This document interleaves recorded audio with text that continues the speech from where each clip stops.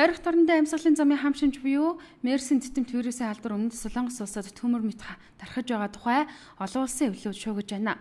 Одоогийн байдлаар бүгд найрамдах Солонгос улсад эрх вирусын халдвар авсан өвчтөний тоо 87 өрсөн бөгөөд нийт 7 хүн нас орж 2500 гаруй хүнийг халдвар авсан байж болзошгүй хэмээн үзэж тусгаарласан байна. Мөн 1500 гаруй ихтэй долон дунд сургууль цэцэрлэгүүд төр карантины байдалд шилжжээ. Монгол улсын иргэн энэхүү халдварт вирус өртсөн талаар одоогоор албан ёсны мэдээ байхгүй нь. Гэхдээ эрүүл мэндийн спортын яамнаас халдварын голомт нь эмнэлгүүд нь болоод байгаа энэ үед онцгийн шаардлагагүй бол Солонгос улс руу зорчихгүй байхыг зөвлөж байна. Одоо сүүлийн үед бол бас одоо эмчилгээ оншилгоонд одоо хамрагдах, үйлчлүүлэх ийм зорилгоор манай ард иргэд бол одоо Солонгос улсыг их зорддог. Гэтэл энэ Солонгос улсад бол эрүүл мэндийн байгууллага эмнэлгүүд нь өөрсдөө голомт тулсан.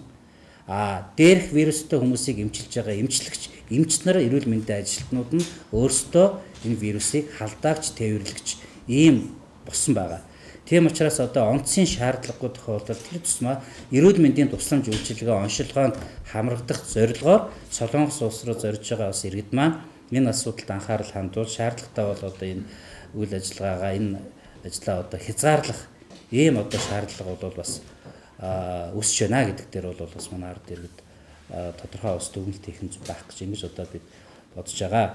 Дэлхийн эрүүл мэндийн байгууллагаас вирусын халдварыг цаашид өргөн хүрээнд дархаахгүй тул өмнөд Солонгосын засгийн газрын зүгээс авах анхан шатны арга хэмжээ хоцорж байгаад шүүмжлэлтэй хандаж байна. Мөн коронавирус халдварын тархалт газар авч байгаатай холбогдуулан бүгд найрамдах Солонгос улсын засгийн газар коронавирусын тархалт гарсан эмнэлгүүдийн жагсаалтыг олон нийтэд ил болгож эхэллээ.